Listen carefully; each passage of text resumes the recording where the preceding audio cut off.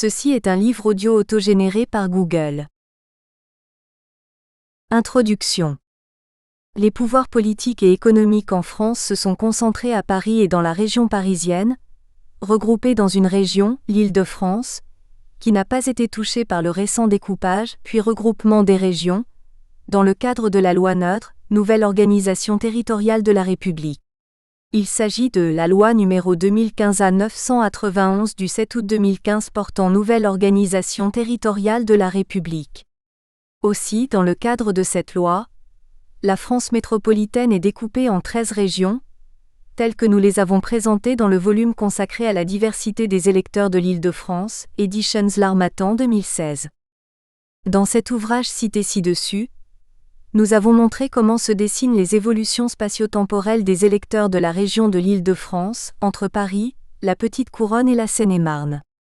L'on observe que l'électorat est majoritairement de gauche dans la ville capitale de Paris, avec des bastions nettement marqués de la gauche, 1er, 2e, 3e, 4e, 5e, 9e, 10e, 11e, 12e, 13e, 14e, 18e, 19e et 20e, dans un total de 14 sur les 20 arrondissements de la capitale. Ces arrondissements représentent une population de 1 516 893 habitants, soit une proportion de 68% de Paris. La gauche de pouvoir est alors très nettement majoritaire auprès de 838 263 électeurs inscrits au second tour des élections régionales du 13 décembre 2015, soit une part de 67,7% des électeurs de Paris, et qui se sont exprimés avec un total de 475 943 suffrages enregistrés, soit une part de 66,7% de tous les suffrages exprimés le 13 décembre 2015 à Paris. La droite et le centre réunis ne sont nettement majoritaires que dans 4 arrondissements, 7e, 8e, 16e et 17e, qui ne regroupent qu'U', une petite population de 432 129 habitants, 19,4% de Paris, parmi lesquels on dénombre 239 067 électeurs inscrits pour voter au second tour du 13 décembre 2015, soit 19,3% des électeurs de la capitale. Mais, la transformation électorale est nettement meilleure que celle des bastions de la gauche de pouvoir, puisque les suffrages relevés au second tour atteignent 140 401 voix, soit une proportion 19,7% contre 19,3% par rapport à leurs électeurs. Ces proportions demeurent inchangées dans tous les scrutins de portée régionale, nationale ou européenne. Les analyses ont été menées sur les élections régionales du 14 mars 2010, l'élection présidentielle du 22 avril 2012, les élections européennes du 25 mai 2014, ainsi que sur les dernières élections régionales des 6 et 13 décembre 2015. Toutes ces élections ont eu lieu à l'intérieur d'un même cycle électoral, entre 2 temps d'élections régionales de 2010 et de 2015. De plus, tous les électeurs sont placés devant les choix sur les mêmes candidats. Dans le but de faciliter la lecture et l'appropriation au plus grand nombre, selon les espaces géographiques souhaités, le travail est livré en 2 volumes. Le premier vous a présenté la diversité des électeurs de l'Île-de-France pour faire tomber les mythes d'homogénéité entre Paris et sa première couronne, d'une part, et montrer les écarts entre les grandes communes autour de Paris et les petites communes rurales de la Seine-et-Marne, d'autre part. Aussi, le lecteur observe une faible évolution de la sociologie électorale à Paris, la population la plus privilégiée du pays en matière de culture, d'accès aux lieux du pouvoir, de moyens de transport et des services publics. Paris évolue électoralement à gauche, et économiquement au centre des décisions pour la France. La première couronne est la première bénéficiaire de l'influence de Paris. La densité des transports publics et des déconcentrations des services, comme les délocalisations des centres de décision des entreprises, se concentrent à Paris et dans la première couronne. Aussi, le premier volume permet au lecteur de comparer Paris et sa première couronne, d'une part, le département rural le plus étendu de la Seine-et-Marne, doté du plus grand nombre de communes et appartenant à l'Île-de-France, d'autre part. La sociologie électorale se déforme au fur et à mesure que l'on s'éloigne de Paris, vers les campagnes de la deuxième couronne.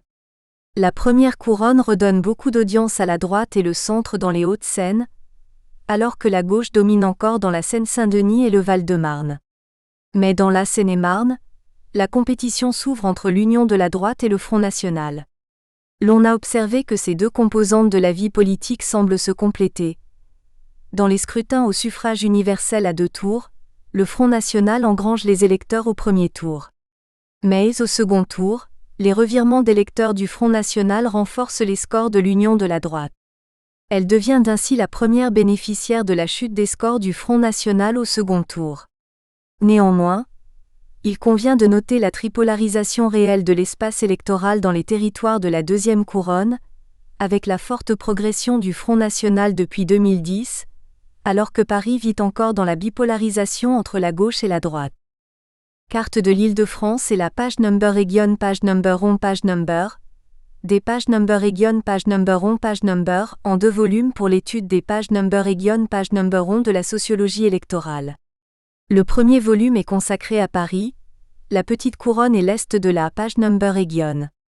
Le second ouvrage couvre l'autre partie de la grande couronne de l'Île-de-France, Essonne, Yvelines, Val d'Oise.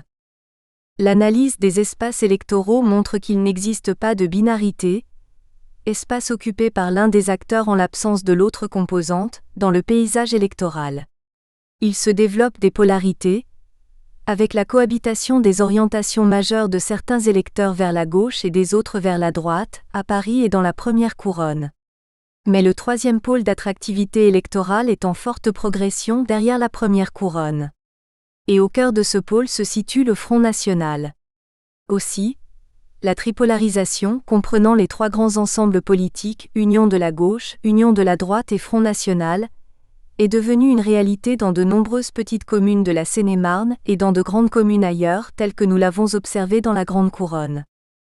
Enfin, parmi les déterminants actuels qui influencent le vote, figurent l'insécurité, les problèmes de logement, les fragilités sociales, les migrants en grande masse en provenance de l'Asie et de l'Afrique, et les problèmes économiques qui génèrent ou entretiennent de plus en plus de chômeurs dans la précarité. En Europe, chaque pays a mené des réformes selon son agenda et ses situations intérieures. Mais la France les a longtemps reportées à des jours meilleurs qui ne se sont jamais présentés. Les problèmes des migrants, dont l'Allemagne a absorbé la plus grande part pour répondre à ses propres problèmes de décroissance démographique et de carence de main-d'œuvre pour son activité industrielle, ont inversé l'ordre des préoccupations en France. Les clivages s'établissent désormais entre les partisans de la solution intérieure française de répartition de la charge et de solidarité entre les communes, et les anti-migrants par principe idéologique ou de peur de perte de repères identitaires. Cependant, tous s'accordent sur l'impératif d'une solution durable au niveau de tous les États de l'Union européenne. Désormais, cette épineuse équation des migrants s'ajoute à l'insécurité, le terrorisme, le rejet des directives de l'Europe et les problèmes sociaux qui structurent les choix des électeurs. Mais le chômage reste la traduction concrète, inquiétante, quotidienne et première génératrice de désespoir dans les familles. Les électeurs régissent contre les gouvernants à travers leur vote. Nous en rappelons quelques éléments dans les départements, à travers tout le pays. Situation du chômage dans les départements français en juin 2016. Dans le top 10 du nombre de chômeurs, figurent Paris et les départements de la Seine-Saint-Denis et des Hauts-de-Seine. Ce sont les 3 plus peuplés de la région Île-de-France. L'Essonne, avec moins de chômeurs, figure parmi les 2 départements moins peuplés de la région, devant le Val d'Oise. Leur sociodémographie est proche. Source: la diversité des électeurs de l'Île-de-France, aide. L'Harmattan 2016. L'on voit dans le tableau précédent que la région d'Île-de-France n'est donc pas devenue un Eldorado pour les personnes fragilisées par le chômage, notamment à Paris et en Seine-Saint-Denis. L'avant-dernier département en nombre d'habitants, l'Essonne, pointe au 19e rang des 95 départements de la France métropolitaine en nombre de chômeurs. Les situations sociales étant devenues structurantes dans les territoires, au même titre que les transports, le logement et les réseaux de communication, nous portons un regard sur Paris et l'ensemble de la région d'Île-de-France, en comparant tous les départements. Aussi, si l'on prend Paris comme référence, en tant que ville-capitale-département, il détient la plus forte densité d'habitants par commune, arrondissement pour Paris, au début de 2016. Le nombre de chômeurs pour 100 habitants est de 5,7. L'on s'aperçoit alors que la Seine-Saint-Denis détient la plus forte proportion de chômeurs avec 7,5 personnes sur 100, ainsi que le Val d'Oise, 5,8, au nord de Paris. Cette situation contribue également à la désespérance de la jeunesse. Mais à contrario, l'on peut également noter que 4 départements sur 8 enregistrent moins de 5 chômeurs sur 100 habitants. Situation socio-démographique de la région de l'Île-de-France en 2016. Paris, Hauts-de-Seine, Essonne, Yvelines et Val d'Oise représentent 64,3% de la région. Source: la diversité des électeurs de l'Île-de-France, aide. L'Harmattan 2016. Dans l'ouvrage consacré à Paris, la première couronne et la Seine-et-Marne, nous avons montré le comportement et la diversité des électeurs entre le premier tour des élections régionales du 14 mars 2010 et le second tour de celle du 13 décembre 2015. Nous avons relevé les rapports de force entre les 3 principaux concurrents nationaux, qui se battent pour accéder au pouvoir, pour le Front National, pour revenir au plus haut sommet de l'État, pour l'Union de la droite ou pour le conserver, Union de la gauche. Dans le présent ouvrage, nous conservons la même méthodologie d'étude, en regroupant au sein de l'Union de la gauche toutes les forces qui concourent à la coopération pour accéder au pouvoir autour du Parti socialiste et des écologistes. Ensuite, les forces proches de la droite et du centre, idéologiquement ou défendant les mêmes politiques économiques, s'allient au sein de l'Union de la droite. Enfin, le Front National est à la tête des revendications de la souveraineté monétaire, de l'identité nationale, et du rejet du système d'alternance entre la gauche et la droite. Au premier tour, la somme de ces 3 pôles dépasse largement 97% en moyenne dans tous les territoires de l'Île-de-France. À Paris, lors de l'élection présidentielle du 22 avril 2012, ces 3 pôles électoraux indiqués ont totalisé entre 98,61% dans le 20e arrondissement et 99,64% dans le 16e arrondissement. Aussi, Paris constitue un excellent terrain d'évaluation des rapports de force entre l'Union de la gauche, l'Union de la droite et le Front National. Pour caractériser la sociologie électorale, nous avons retenu les élections à fort contenu visant le clivage politique, telles que les élections régionales, européennes et présidentielles, dont les candidats sont les mêmes pour tous les électeurs de la région d'Île-de-France. Ce choix permet de lisser les effets de proximité, de notoriété locale et d'accessibilité personnelle que contiennent les élections municipales ou départementales. Les déterminants dans des élections de proximité à dimension locale tiennent plus à la personnalité du candidat local qu'à son étiquette politique ou revendiquée. De plus, l'on a observé que de nombreux candidats aux élections municipales de mars 2014 et aux départementales de mars 2015 ont opportunément esquivé les étiquettes d'identification et d'appartenance aux partis politiques, pour exposer leur propre personne au choix des électeurs sur des thèmes locaux.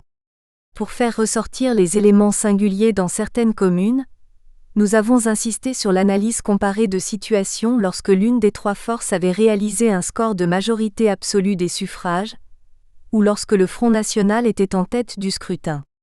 Enfin, dans le cas des élections à 2 tours, nous avons analysé les mobilités des électeurs ayant voté pour le Front National au premier tour, et qui se sont reportés vers l'Union de la gauche ou vers l'Union de la droite au second tour. L'ouvrage apportera des informations utiles aux responsables et aux dirigeants économiques, politiques et sociaux, qui s'interrogent sur le mouvement de fond dans la société et les nouvelles mutations dans la sociologie électorale en Île-de-France. Il suggère la nécessité de revenir sur le terrain, comprendre les fragilités socio-économiques, et échanger avec les citoyens pour entendre leurs attentes. C'est un manuel pratique du citoyen, des élus des collectivités territoriales, des législateurs et des dirigeants. Le livre leur synthétise les évolutions électorales comparées des 5 dernières années. Enfin, c'est un outil important et unique en France pour les étudiants, les enseignants et les chercheurs en sciences politiques, en démographie, en sociologie, en économie et en aménagement du territoire, pour les aider à confronter leurs connaissances avec les réalités concrètes du terrain et des urnes. 1. La mobilité des électeurs de Paris. Nous analysons les mouvements des électeurs dans le cadre des scrutins régionaux ou nationaux, au suffrage universel direct, à 2 tours, soit les dernières élections régionales des 6 et 13 décembre 2015, et l'élection présidentielle des 22 avril et 6 mai 2012. Au cours de l'élection présidentielle, Le premier tour avait enregistré plusieurs candidats, dont 2 devaient se qualifier pour le second tour. Et de ces 2 finalistes devait sortir le président de la République élu. Pour mesurer les rapports de force entre les 2 tours, l'analyse consiste à reconstituer les proximités idéologiques, des rapprochements sur les grandes lignes d'identification politique et les coopérations possibles. Pour gagner, l'union de la gauche devait compter sur les électeurs du Parti socialiste, du Parti radical de gauche, d'Europe Écologie Les Verts et des petites formations de la gauche compatible, moins de radicalité et plus de proximité avec la gauche de pouvoir, afin d'en recevoir le soutien lors des élections locales ou le partage de postes de responsabilité après la contribution à la victoire. Ainsi va la politique. L'Union de la droite rassemble les électeurs du parti principal de ce camp, l'Union pour un mouvement populaire UMP, et les diverses composantes du centre. Les électeurs du MoDem font donc partie de ce centre. Il s'y rajoute une partie des électeurs de Debout la France, par intérêt ou par alliance locale, dès lors que leur leader est éliminé après le premier tour. D'autres petites formations proches de la droite libérale et social-libérale contribuent au score du second tour pour le candidat de l'Union de la droite et du centre. Enfin, le Front national est un pilier central de la droite identitariste, souverainiste et anti-européenne en France. Au second tour s'y rattachent les électeurs des autres petites formations, telles que l'Union populaire républicaine, les entités régionalistes, les traditionalistes. Une partie des électeurs de Debout la France se retrouvent également dans ce combat avec le Front national au second tour, pour les élections régionales. Le tableau suivant quantifie les mobilités des électeurs de Paris, ville-capitale. Tableau comparatif des progressions au second tour de l'élection présidentielle du 6 mai 2012, entre le candidat de l'Union de la gauche, François Hollande, et celui de l'Union de la droite, Nicolas Sarkozy. La reconstitution de scores au second tour pour l'Union de la droite inclut les électeurs du MoDem pour comparer les scores du premier et du deuxième tour. Les électeurs de Debout la France se partagent entre l'Union de la droite, le Front national en vue de reconstituer les forces de soutien pour le premier tour, puis entre l'Union de la droite, l'abstention et le vote blanc ou nul au second tour après l'élimination des candidats du Front national et de Debout la France. L'Union de la gauche rassemble toutes les formations de la gauche non radicale, autour du Parti socialiste, intéressées par son soutien, par le partage du pouvoir ou des responsabilités liées au pouvoir. Aussi, nous créons des entités, Union de la gauche, Union de la droite et Front national, comparables dans toutes les élections et dans tous les départements de la région d'Île-de-France. Les agrégations effectuées, nous pouvons alors comparer les scores du second tour au potentiel enregistré lors du premier tour. Dans cet exercice, on considère toujours que les électeurs du premier tour pour les candidats de l'Union de la gauche et de l'Union de la droite, qualifiés pour le second tour lors de l'élection présidentielle, ne changent pas de vote.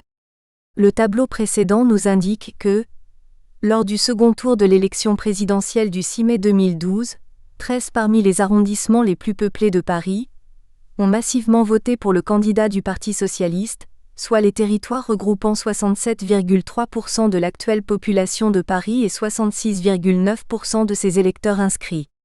Paris est donc majoritairement et clairement un département de gauche. De plus, dans les 7 arrondissements où les électeurs votent à droite, les taux électoraux sont tout à fait comparables à ceux des autres dominés par la gauche. Aussi, le taux électoral moyen de 55,5% dans le 7e arrondissement, avec 71,8% pour la droite, est tout à fait comparable au taux de 55,2% enregistré dans le 20e arrondissement, où les électeurs votent à gauche à 71,8%. De même, le taux électoral est de 54,2% dans le 11e arrondissement, où l'Union de la gauche a réuni 67,8% pour François Hollande, et il est également de 54,2% dans le 17e arrondissement, où l'Union de la droite a obtenu 58,2% pour le président-candidat Nicolas Sarkozy. Il apparaît alors clair que les écarts dans les scores ont été renforcés par les reports, au second tour, des électeurs du Front national et ceux des divers autres candidats du premier tour. C'est le message central de ce tableau synthétique. À l'issue du premier tour du 22 avril 2012, Après l'agrégation des scores des composantes favorables à l'union de la gauche, d'une part, et de l'union de la droite, d'autre part, il reste le pôle Front National et celui des divers. Néanmoins, à Paris, les scores des divers restants pèsent de 0,3% dans le 16e arrondissement, jusqu'à 1,4% dans le 20e arrondissement. Il s'ensuit que, au second tour, même si la gauche recevait le transfert de tous les électeurs des candidats divers ayant totalisé ces modestes scores, elle n'aurait pas eu des progressions variant de plus 2,3 points dans le 16e arrondissement jusqu'à plus 6,9 points dans le 13e. De même, dans l'hypothèse absurde que tous les électeurs des divers candidats recalés au premier tour se soient ralliés aux candidats de l'union de la gauche, les écarts entre les progressions de ces scores au second tour par rapport au premier tour varient entre plus 2 points dans le 16e arrondissement et plus 5,6 points dans le 13e. Ce ne sont donc pas les électeurs des divers candidats du premier tour qui ont fait progresser les scores du candidat de l'union de la gauche au second tour. Ils y ont faiblement contribué, au même titre que les absents du premier tour qui sont venus pour renforcer victoire au second tour, contrebalançant les nouveaux abstentionnistes du second tour. Cependant, l'on sait que les électeurs ayant voté pour ce candidat au premier tour sont revenus pour confirmer leur vote au second tour. La clé de la progression des scores de candidats de l'union de la gauche se trouve alors dans les électeurs du Front National. Lorsque l'on considère les scores de la candidate du Front National au premier tour, auxquels s'agrège une modeste part des électeurs de Debout la France et quelques électeurs de l'Union populaire républicaine, on observe que les progressions nettes du candidat de l'union de la gauche au second tour contiennent une forte contribution des électeurs du Front National. Mais cela n'est nullement une surprise, puisque la principale candidate de ce pôle de contestation souverainiste et anti-européenne, Marine Le Pen, avait déclaré que la différence n'était pas de degré, mais de nature, entre le Front National et l'Union pour un mouvement populaire, dont le candidat au second tour était Nicolas Sarkozy. Elle appelait ainsi à ne pas voter pour ce dernier, tout en se déclarant voter blanc à titre personnel.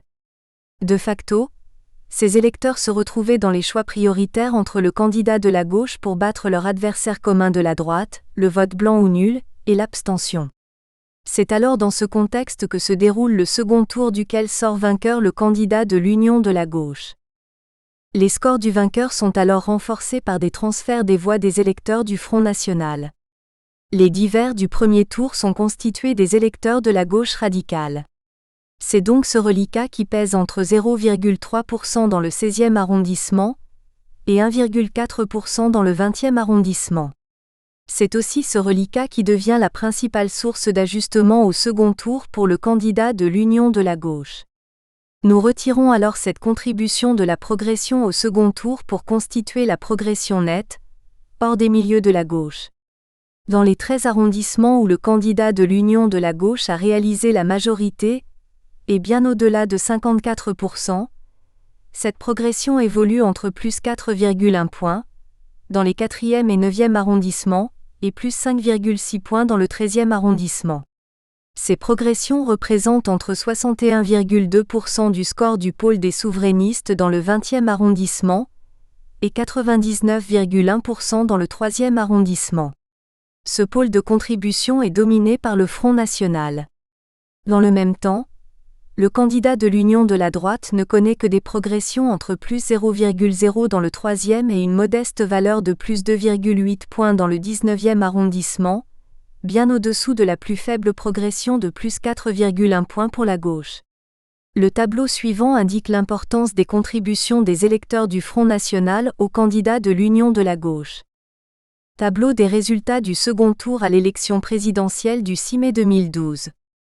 Les progressions du candidat de la gauche, entre le premier et le deuxième tour, représentent de 61,2% à 99,1% des scores du pôle constitué autour du Front National au premier tour, dans les 13 arrondissements gagnés par la gauche. Cette contribution devient relativement faible dans les arrondissements classés à droite, 7e, 17e, 8e et 16e. Dans les 7 autres arrondissements où le candidat de l'union de la droite s'est imposé au second tour, il obtient 52,2% dans le premier, 54,5% dans le 15e, puis 57,7% dans 6e et 58,2% dans le 17e pour les petits scores. Ensuite, Il creuse l'écart avec 71,8% dans le 7e, puis 72,5% dans le 8e et 78% dans le 16e arrondissement de Paris. L'on constate que les progressions des scores de la gauche, au second tour, dans ces 7 arrondissements gagnés par l'union de la droite puisent dans les électeurs du Front National entre 53,2% dans 17e et 81% dans le 6e arrondissement. Il convient d'observer que c'est alors dans les seuls 8e et 16e arrondissements, où le score du candidat de l'union de la gauche a pesé respectivement 27,5% et 22%, que les électeurs du Front National ont contribué aux plus importantes progressions des scores du candidat de l'union de la droite à Paris. Aussi, ces hausses atteignent plus 3,6 points dans le 8e et plus 4,1 points dans le 16e, alors dans les arrondissements dominés par la gauche, les progressions des scores du candidat de l'union de la droite se sont établies entre plus 0,0 dans le 3e et plus 2,8 points dans le 19e arrondissement. Il s'ensuit les électeurs du Front National ont renforcé les scores de la gauche dans 18 des 20 arrondissements de Paris. Ils ont joué un rôle déterminant dans la victoire de la gauche dans le 9e arrondissement, mais aussi dans la victoire de l'union de la droite dans le 1er arrondissement. Les résultats analysés dans les scores et les mobilités des électeurs de Paris indiquent que 12 sur 20 arrondissements parisiens, même en dehors du concours des électeurs du Front National, restent dominés par la gauche. Ils représentent alors 64,6% de la population actuelle de Paris, au début de l'année 2016, et 64% des électeurs inscrits tels qu'ils ont été dénombrés au second tour des élections régionales du 13 décembre 2015. C'est le taux électoral moyen, plus faible dans les arrondissements dominés par la gauche par rapport aux 6 autres dominés par l'union de la droite sans le concours du Front National, qui abaisse le poids des électeurs par rapport à la population. Enfin, les 6 arrondissements dominés par l'union de la droite ne représentent que 32% de la population de Paris et 32,3% de son corps électoral. Globalement, il conviendra de noter que seuls les 15e 54,5%, 6e 57,7% et 17e 58,2% arrondissements ont été gagnés avec moins de 60% par le candidat de l'union de la droite. Quant au 7e, 71,8%, 8e 72,5% et le 16e 78% ont été largement gagnés avec de scores supérieurs à 70%. Il en découle que la ville capitale de Paris reste une ville largement dominée par l'union de la gauche, construite autour du Parti socialiste, du Parti radical de gauche et de la galaxie des écologistes. Les observations effectuées sur les mobilités des électeurs de Paris lors de l'élection présidentielle des 22 avril et 6 mai 2012 sont confirmées par les dernières élections régionales des 6 et 13 décembre 2015. L'union de la gauche confirme sa domination au second tour, dans les mêmes 12 arrondissements que lors de l'élection présidentielle, comme on le constate dans ce tableau. Tableau des mobilités des électeurs de Paris entre le premier et le deuxième tour des élections régionales des 6 et 13 décembre 2015. L'union de la gauche domine clairement un même socle de 12 arrondissements. Le 9e arrondissement échappe à la gauche et à la droite. L'union de la droite se renforce dans le 1er arrondissement et s'installe avec une majorité absolue dans 7 arrondissements, avec l'arbitrage des électeurs du Front National. Celui-ci perd des scores partout au second tour.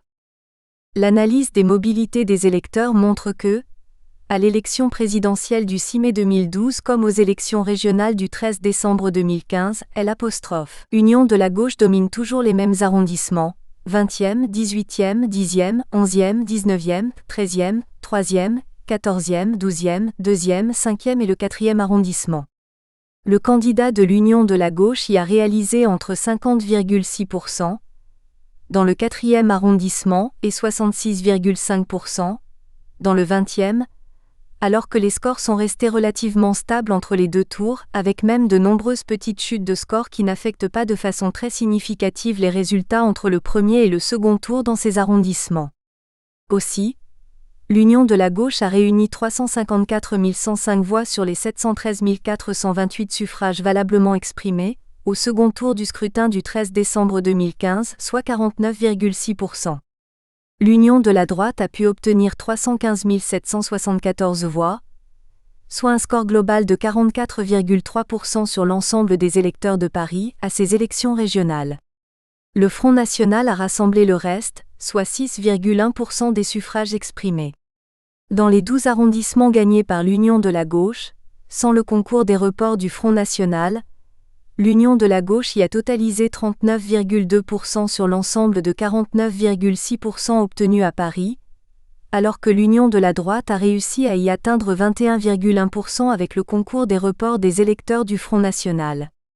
C'est donc dire que la gauche de gouvernement domine l'ensemble de la droite et du centre dans ces territoires. L'analyse des transferts indique clairement que les scores de l'Union de la droite ont fortement progressé grâce aux chutes de ceux du Front national et au transfert des électeurs de ce dernier vers la liste de l'Union de la droite. Il s'ensuit que cette dernière a gagné sans le concours des électeurs du Front national, dans 5 arrondissements. L'Union de la gauche est restée relativement stable, entre -0,6 et -1,2 points. Tout se passe alors comme si les électeurs de la gauche et ceux du Front national du premier tour se reportaient sur la liste de l'Union de la droite. C'est l'effet FN. Le tableau précédent nous montre que les 5 arrondissements où, lors de l'élection présidentielle des 22 avril et 6 mai 2012, ainsi que des élections régionales des 6 et 13 décembre 2015, l'Union de la droite reste dominante et majoritaire, en dehors de tout report des élections de la gauche ou du Front national. Mais, ces arrondissements ne représentent que 14,9% des suffrages exprimés, contre 39,2% pour l'Union de la gauche dans ces 12 arrondissements gagnés sans le concours des électeurs de la droite ou du Front national. Il apparaît alors que le Front national arbitre dans des élections nationales au sein de 3 arrondissements, 1er, 9e et 15e. La victoire de l'Union de la droite dans les 1er et 15e arrondissements est principalement liée à la mobilité des électeurs du Front national, moins 7,9 points dans le 15e et moins 6,9 points dans le 1er. La progression de l'Union de la droite, plus 8,7 points dans le 15e et de plus 8,8 points dans le 1er, ne contient alors qu'une très faible part des nouveaux électeurs du second tour. L'étude des mobilités des électeurs de Paris montre que, jusqu'en 2012, les électeurs du Front national n'étaient pas encore nombreux. Ce parti dépassait rarement 5% en moyenne dans la capitale. Mais, à l'issue du premier tour de l'élection présidentielle, la présidente du Front national a encouragé le report des voix de ses électeurs parisiens vers le candidat de l'Union de la gauche, dont les fortes progressions au second tour contiennent d'importantes contributions des électeurs du Front national. C'est donc le vote contestataire du Front national contre l'Union de la droite, et plus particulièrement contre le président-candidat Nicolas Sarkozy, qui a alimenté les scores du candidat de l'Union de la gauche. Depuis les élections européennes du 25 mai 2014, gagnées par le Front national en France, celui-ci a repris les actions de recrutement de ses électeurs dans le camp de la droite. Les déçus de la présidence de Nicolas Sarkozy ont progressivement rejoint le camp du Front national. Aussi, entre les 2 tours de scrutin lors des élections régionales des 6 et 13 décembre 2015, les scores de l'Union de la gauche avec l'ensemble des soutiens identifiés pour la gauche de pouvoir n'ont pas évolué. Cet ensemble a même perdu les scores au second tour. Moins 1,3 points dans les 3e et 9e arrondissements où il enregistre les plus fortes baisses, ensuite moins 1,2 points dans les 2e, 4e et 8e. La baisse devient moins 1,1 point dans les 1er et 16e arrondissements. Suivent alors d'autres pertes mineures et une stabilité de score, plus 0,0 points, dans les 12e, 15e et 19e arrondissements.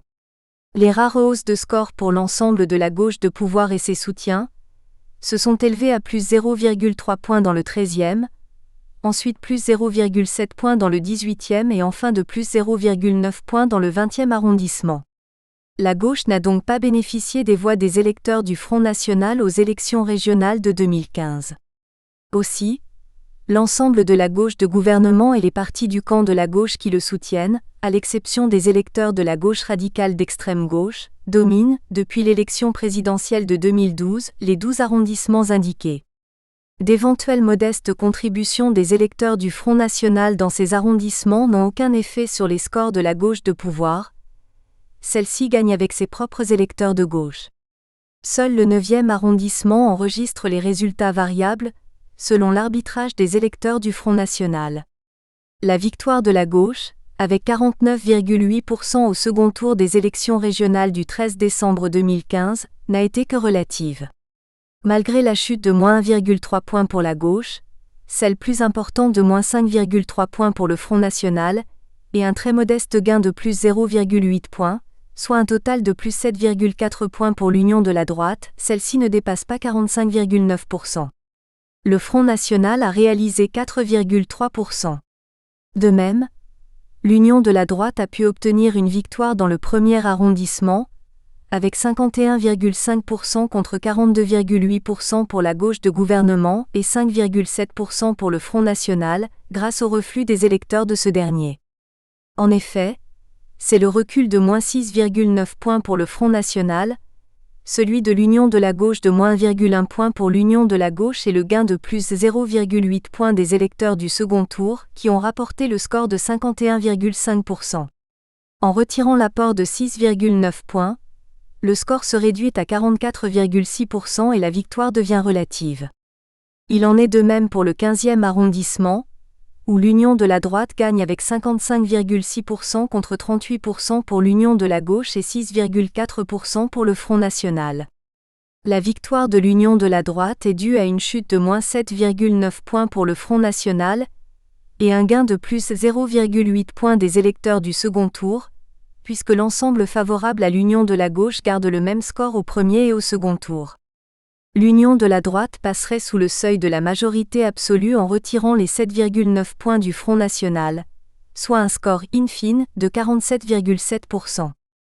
Il apparaît ainsi que le 9e arrondissement penche vers la gauche, même si elle n'obtient pas la majorité absolue, mais que la pression du Front National est significative.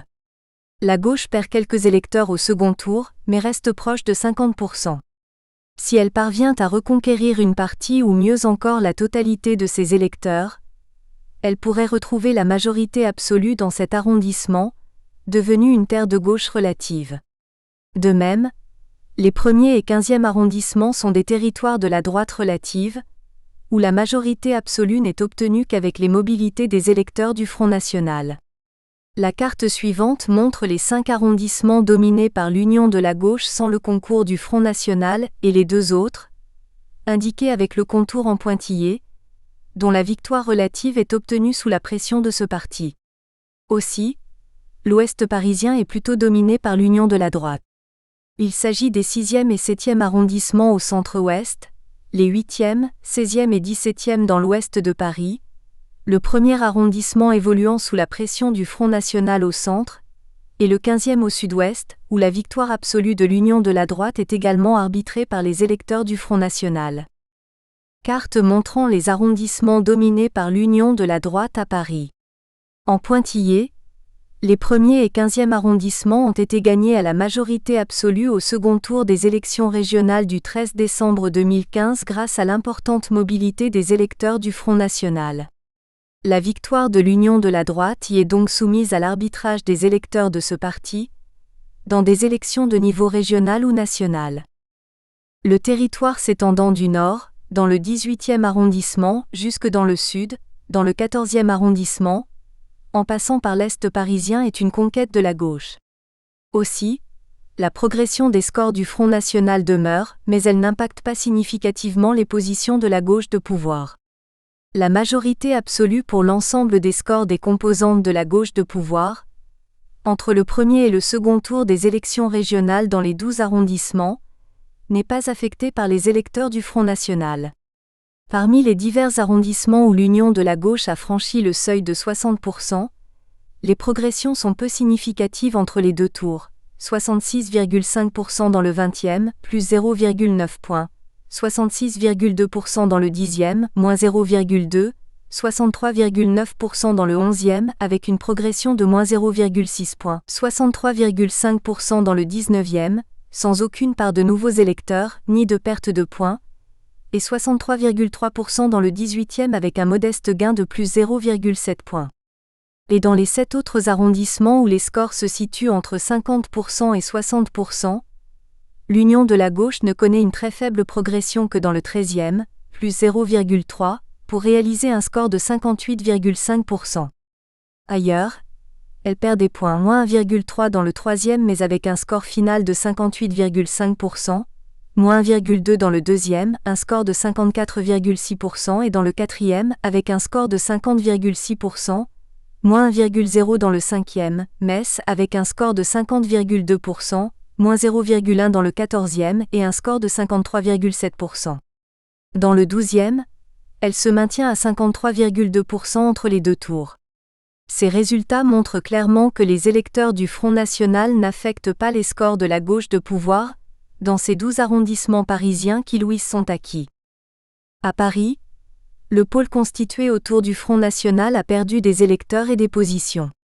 Il a perdu de -4,6 points dans le 10e, où la gauche a également perdu -0,2 points, jusqu'à -6,7 points dans le 12e, où la gauche s'est maintenue au même score entre les deux tours. L'union de la droite a alors bénéficié des faibles chutes de la gauche et d'importants reflux des positions du Front National. Sa progression de +6,2 points dans le 10e arrondissement se compose de la baisse de la gauche pour -0,2 points, de la chute du pôle Front National pour -4,6 points, et du gain des électeurs du second tour pour +1,4 points. L'apport le plus significatif provient alors des électeurs du Front National. De même dans le 12e, le score de la gauche étant resté inchangé, la progression de +7,9 points est composée de l'apport de 1,2 points des électeurs du second tour et de 6,7 points en provenance du Front National. Il en est ainsi dans tous les arrondissements. 2. La mobilité des électeurs dans le stratégique département des Hauts-de-Seine.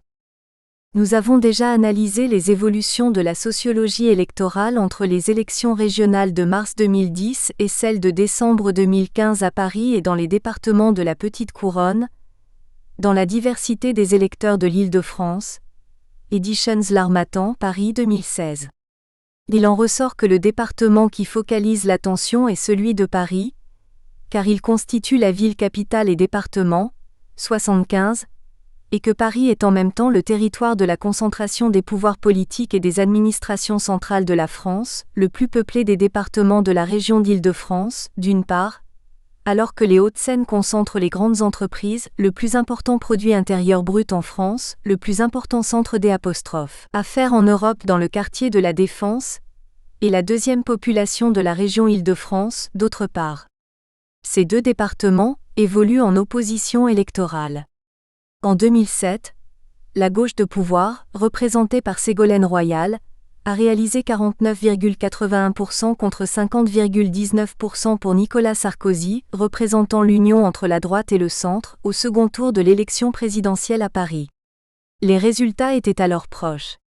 Mais, en 2012, le candidat de l'Union de la gauche et ancien premier secrétaire du Parti socialiste en 2007, François Hollande, s'impose avec 55,60% contre 44,40% pour le candidat et président de la République en exercice, Nicolas Sarkozy.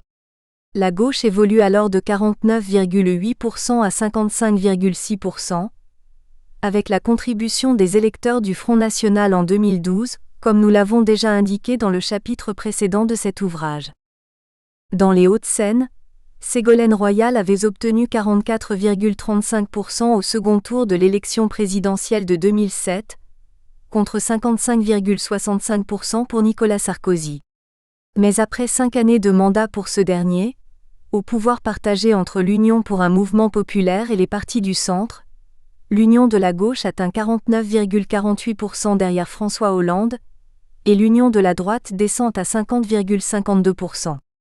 Cette chute de plus de 5 points pour l'Union de la droite est une combinaison entre les effets de la crise financière, économique, puis sociale, qui s'est abattue sur le monde depuis l'été de l'année 2007, le style de gouvernance avec l'exercice excessif du pouvoir personnel imputable au président Nicolas Sarkozy lui-même, et la forte progression du Front National dans le pays.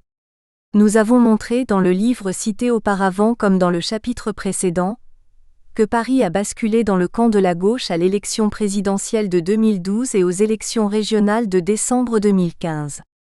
Par ailleurs, nous rappelons que l'étude du basculement sociologiquement électoral ne concerne que les élections où les citoyens sont soumis à la même question et aux mêmes candidats ou aux mêmes listes de candidats, pour pouvoir comparer les scores. Cette étude exclut du champ d'analyse les cas des élections locales, municipales, départementales et législatives, qui s'adressent à des personnalités localement implantées, connues et accessibles par tous, devenant ainsi des élections de proximité, de contact personnel et soumises à des thématiques ou solutions locales. Bien entendu, elle n'analyse que les votes valablement exprimés. En considérant l'élection présidentielle des 22 avril et 6 mai 2012, nous nous intéressons aux progressions entre le premier et le second tour, pour comprendre le rôle éventuel d'arbitrage joué par la part des électeurs du Front. Nous avons constaté un très faible écart entre les candidats finalistes de cette élection dans la moyenne des résultats dans le département des Hauts-de-Seine 50,52% pour Nicolas Sarkozy et 49,48% pour François Hollande. Mais, comment ce résultat est-il réparti dans chacune des 36 communes du département et quelles sont les mobilités des électeurs entre les deux tours? Dans le tableau de toutes les communes des Hauts-de-Seine, nous les classons selon l'ordre décroissant des scores du vainqueur dans le département au second tour, soit le candidat de l'Union de la droite qui réunit un score moyen de 50,52%. Nous observons alors que le candidat de cette alliance entre la droite et le centre a obtenu plus de 50% dans 18 communes, soit la moitié des communes du département. Mais, elle représente aujourd'hui 45,2% de la population totale des Hauts-de-Seine. L'on a constaté que les territoires où les électeurs votent pour la droite, le taux électoral est généralement plus élevé que dans ceux dont les électeurs votent pour la gauche. Dans l'ouvrage auparavant cité, La diversité des électeurs de l'Île-de-France, les taux électoraux ont été établis pour chaque commune des Hauts-de-Seine, de la Seine-Saint-Denis, du Val-de-Marne et de la Seine-et-Marne. À taille comparable de population, les communes dominées par les électeurs de droite présentent souvent des taux électoraux supérieurs à ceux des communes dominées par les électeurs de gauche. Ce phénomène sociologique a été interprété dans cet ouvrage. Le tableau suivant présente les résultats des finalistes du second tour de l'élection présidentielle du 6 mai 2012, des progressions des scores par rapport au premier tour, ainsi qu'un rappel des résultats au premier tour, du pôle constitué autour du Front National et ceux des autres candidats éloignés de la gauche de pouvoir, de l'Union de la droite et du Front National. Le candidat de l'Union de la droite obtient la majorité des voix, entre 50,5% à Chaville et 84,2% des suffrages exprimés à Neuilly-sur-Seine. L'Union de la droite obtient une moyenne de 50,52% au second tour de l'élection présidentielle du 6 mai 2012 dans les Hauts-de-Seine. Mais, c'est également son plus faible score majoritaire à Chaville. Les 18 communes gagnées par le candidat de la droite totalisent 45,2% de la population des Hauts-de-Seine, et le Front National n'avait franchi le seuil des 10% qu'à Puteaux, 11,2%, et au Plessis-Robinson, 12,7% au premier tour. L'Union de la gauche gagne 18 autres communes, dont 7 enregistrent plus de 10% pour le Front National au premier tour. La gauche rassemble 54,8% de la population, avec un fort potentiel de relève. L'on sait qu'au second tour, tous les candidats appellent au plus large rassemblement pour la victoire.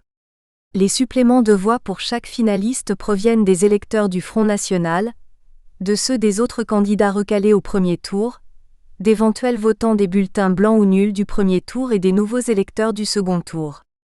Ces deux catégories se rejoignent arithmétiquement, puisqu'elles n'ont pas valablement participé au suffrage du premier tour. Elles se retrouvent dans les nouveaux gains du second tour. À l'issue du second tour de cette élection présidentielle, le candidat de l'Union de la droite obtient de 23,4% à Gennevilliers à 84,2% à Neuilly-sur-Seine. Il obtient moins de 30% dans 3 communes, 23,4% à Gennevilliers, 28,7% à Bagneux et 29,3% à Malakoff. Mais, le pôle du Front National y a réalisé également plus de 10% à l'issue du premier tour. Une partie des électeurs de la droite est déjà partie rejoindre le Front National. Ensuite, le candidat de l'Union de la droite réalise moins de 40% dans 3 autres communes de gauche. 30,8% à Nanterre, 32,9% à Villeneuve-la-Garenne et 33,1% à Clichy-sur-Seine. Dans les 2 premières communes, le pôle du Front National réalise aussi plus de 10% au premier tour. Dans ces 5 communes en très grande souffrance économique et sociale pour de très nombreuses familles, les anciens électeurs de la droite sont passés au Front National pour exprimer leur contestation contre le système. Mais toutes ces communes restent marquées à gauche. Le candidat de l'Union de la gauche réalise ses meilleurs résultats dans les Hauts-de-Seine, les plus hauts de 67,1% à Villeneuve-la-Garenne jusqu'à 76,6% à Gennevilliers, en passant par 69,2% à Nanterre, puis 70,7% dans la commune de Malakoff et 71,3% à Bagneux.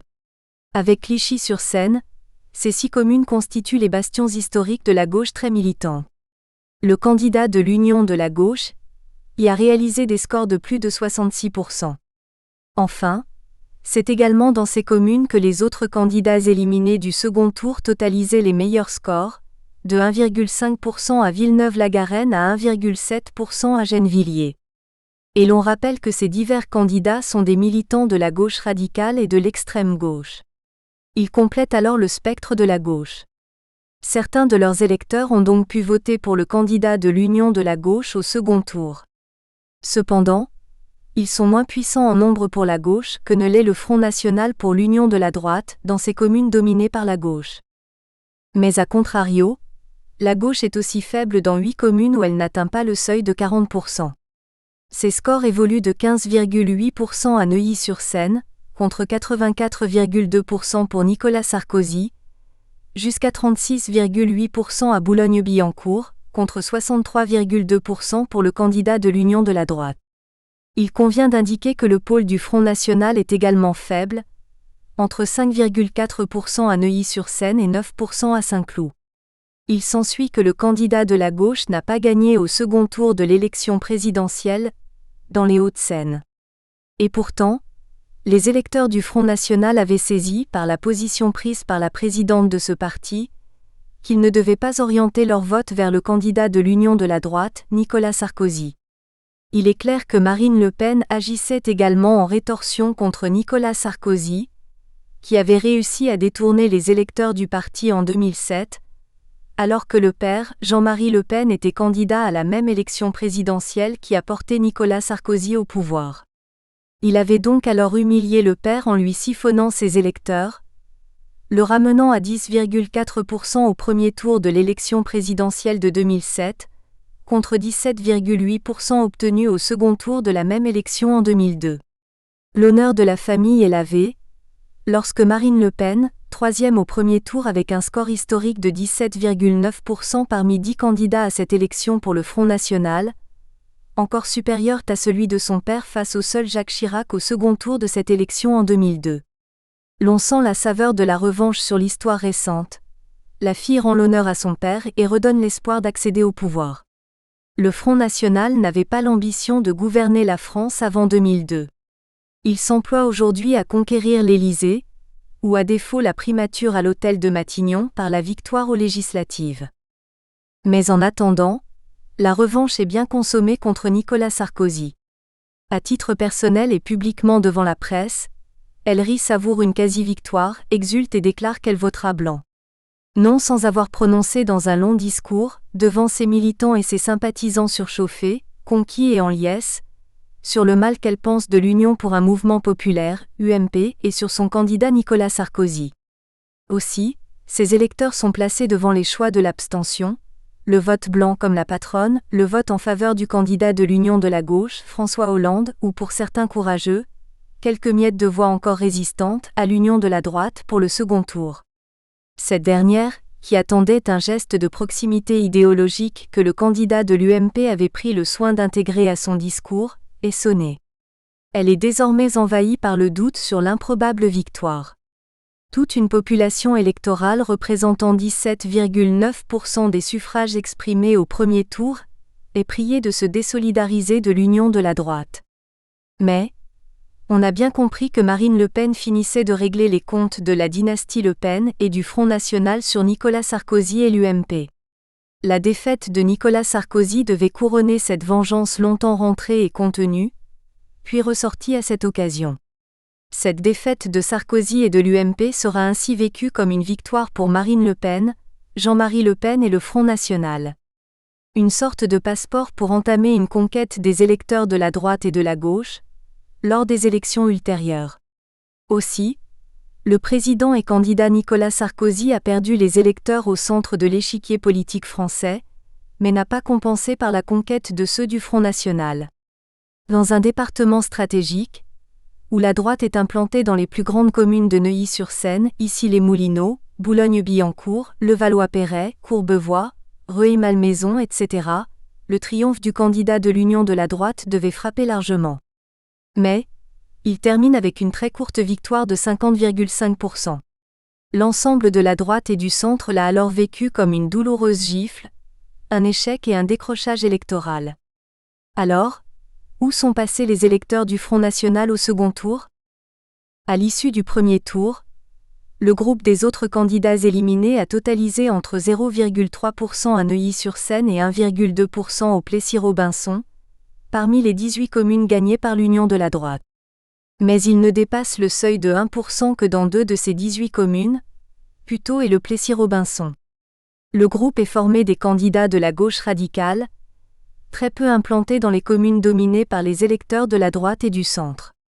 Le pôle autour du Front National n'est pas très puissant, car ses scores sont inférieurs à 10%, à l'exception de Puteaux, 11,2% contre 1,1% pour la gauche radicale et le Plessis-Robinson, 12,7% contre 1,2% pour la gauche radicale. À ce stade, l'on constate que les contestataires du système politique sont à l'extrême gauche et à l'extrême droite. Le renforcement de l'un de ces groupes entraîne celui de l'autre camp. Au second tour de l'élection présidentielle du 6 mai 2012, les scores du candidat de la gauche ont progressé de plus 2,0 points à Neuilly-sur-Seine jusqu'à plus 7,8 points à Bagneux. Ces hausses sont inférieures à plus 6,0 points dans les principales communes de droite, et se concentrent au-delà de plus 7,0 points dans les communes de gauche. Mais, le candidat de l'Union de la droite a connu également les choses sur ses scores du premier tour dans toutes les communes, de plus 1,0 points à Sceaux jusqu'à plus 7,0 points au Plessis-Robinson. L'on observe que ces hausses de scores sont aussi importantes dans les communes dominées par la gauche que dans celles de droite. Si l'on considère que, par réflexe de proximité idéologique et surtout, par refus de renouveler le mandat au président sortant Nicolas Sarkozy, conspué et rejeté par toutes les forces de la gauche française, les électeurs des divers candidats de gauche recalés se sont reportés sur le candidat finaliste de la gauche. Il reste à étudier les reports des électeurs du Front National. Le tableau suivant donne des indications, en tenant compte du contexte particulier tel qu'il a été précédemment présenté. Tableau des résultats du second tour de l'élection présidentielle du 6 mai 2012 et contribution des électeurs du Front National au score des 2 candidats finalistes. Les reports de ces électeurs sont majoritaires en faveur du candidat de la gauche, dans 28 des 36 communes. Dans les communes classées à droite, les électeurs du FN proviennent en majorité de la droite et naviguent. Il apparaît ainsi que le candidat de l'Union de la droite n'a pu bénéficier des reports majoritaires des électeurs du pôle constitué autour du Front National que dans quelques communes. Neuilly-sur-Seine, 68,2% des scores du FN au premier tour, Gennevilliers 61%, Saint-Cloud 58,5%, Levallois-Perret 57,4%, la Garenne-Colombes 56,7%, le Plessis-Robinson 54,9%, Villeneuve-la-Garenne 51,6% et Garches 50,2%. C'est donc bien principalement dans les communes dominées par la droite dans la gestion locale. Les dernières élections régionales des 6 et 13 décembre 2015 ont pu valider les sensibilités de ces électeurs dans le contexte différent de celui de l'élection présidentielle des 22 avril et 6 mai 2012, comme nous l'avons déjà indiqué. Le Front National est également finaliste aux élections régionales, dont le mode de scrutin proportionnel permet aux candidats de la liste ayant obtenu au moins 10% au premier tour de se maintenir au second tour. Ils peuvent participer seuls sur la liste finaliste ou dans une nouvelle liste reconstituée selon les alliances des partis ayant participé au premier tour et ayant réalisé au moins 5% des suffrages exprimés. Aussi, 3 listes sont en compétition finale, l'Union de la gauche, l'Union de la droite et le Front National. Pour rendre les comparaisons aisées entre l'Union de la gauche et l'Union de la droite, nous avons maintenu le classement des communes entre l'élection présidentielle de 2012 et les élections régionales de 2015. Il convient alors de constater que l'ensemble de la droite et du centre retrouve ces territoires, en reconquérant 5 autres communes par rapport à l'élection présidentielle. Antony, 51,7%, Bourg-la-Reine, 51,2%, Meudon, 50,9%, Issy-les-Moulineaux, 50,8% et Asnières-sur-Seine, 40,4%. Les élections municipales de mars 2014 avaient permis à la droite et le centre de conquérir toutes ces communes, dont Asnières-sur-Seine, perdue en 2008 par l'UMP et reconquise en 2014 par le même maire, devenus les Républicains. Les 4 autres communes étant dirigées par les maires de l'Union des démocrates et des indépendants, UDI, ou du Nouveau Centre, Issy-les-Moulineaux. Ces implantations politiques locales ont permis à la liste des candidats de l'Union de la droite de réaliser un score de 52,17% dans les Hauts-de-Seine, contre 39,25% pour la liste de l'Union de la gauche et un modeste score de 8,58% pour la liste du Front national. Il n'y avait donc pas de consigne de report de vote, puisque les 3 principaux concurrents électoraux nationaux étaient présents au second tour. Il en ressort que, pour réaliser sa victoire, l'Union de la droite a reconquis une partie des électeurs du Front national et même ceux de la gauche dans certaines communes du département, comme l'on peut l'observer dans le tableau suivant. L'Union de la droite obtient la majorité absolue dans 23 communes au lieu de 18 dans l'élection présidentielle. En moyenne, le score est de 52,17% dans les Hauts-de-Seine. La droite reconquiert 5 nouvelles communes par rapport au second tour de l'élection présidentielle. Le Front national perd des positions dans toutes les communes. La gauche en perd dans 8 des 23 communes où l'Union de la droite a réalisé la majorité absolue. Ces chutes de la gauche évoluent de moins 0,2 points à Sèvres et à Marne-la-Coquette, jusqu'à moins 1,7 à Boulogne-Billancourt où l'Union de la droite gagne plus 10,1 points, contre une baisse de moins 7,3 pour le FN. Le principal gagnant du second tour des élections régionales du 13 décembre 2015, dans les Hauts-de-Seine, est l'Union de la droite. Non seulement elle emporte la victoire absolue dans le département, mais elle parvient également à reconquérir une partie des électeurs du Front national et des électeurs déçus de la gauche dans 8 communes, où elle obtient la majorité absolue. Les reports des électeurs de la gauche ayant voté pour les candidats recalés au premier tour, ainsi que les mobilisations des nouveaux électeurs du second tour, n'ont pas suffi dans ces communes. Les réserves actives de l'Union de la gauche sont contenues dans les électeurs des divers candidats éliminés, soit des contributions de 0,3 points à Neuilly-sur-Seine jusqu'à 3,8 points à Villeneuve-la-Garenne, avec une part particulièrement importante de 7,5 points à Gennevilliers.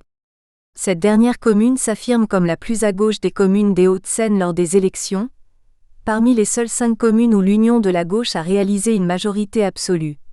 Clichy-sur-Seine, 53,8%, Nanterre, 57,4%, Bagneux, 62,1%, Malakoff, 64,9% et Gennevilliers, 68,6%. L'analyse de la mobilité des électeurs des Hauts-de-Seine, lors des élections régionales de 2015 montre une forte perméabilité entre le Front national et la droite. Pour chaque liste de candidats, les hausses de score pour le second tour peuvent provenir des nouveaux électeurs du second tour, les revirements des électeurs des votes blancs ou nuls du premier tour, car ils ne sont pas comptabilisés dans les suffrages exprimés et répartis entre les candidats et les transferts des voix entre les finalistes. Dans ce dernier cas, certains électeurs en faveur de la liste de l'Union de la gauche ont pu transférer leur vote du second tour vers celle de l'Union de la droite. Mais les plus forts transferts sont obtenus auprès des électeurs du Front national. L'Union de la droite est alors la gagnante des transferts des électeurs. L'Union de la droite obtient la majorité absolue de 52,17%. Elle bénéficie de la baisse des scores du Front national et de la gauche dans 24 communes. Le résultat de l'Union de la droite résulte d'une performance de cette alliance entre la droite et le centre à reconquérir les électeurs du Front national et à convaincre quelques électeurs de gauche à suivre son offre politique, économique et sociale dans la région de l'Île-de-France. Première région de France par sa population et son produit intérieur brut, elle contribue au premier rang à la richesse de la France. Autant dire que l'Île-de-France est un véritable mini-État. Nous espérons que vous avez apprécié cet aperçu. Pour continuer à écouter ce livre audio sur Google Play Livres, utilisez le lien dans la description de la vidéo.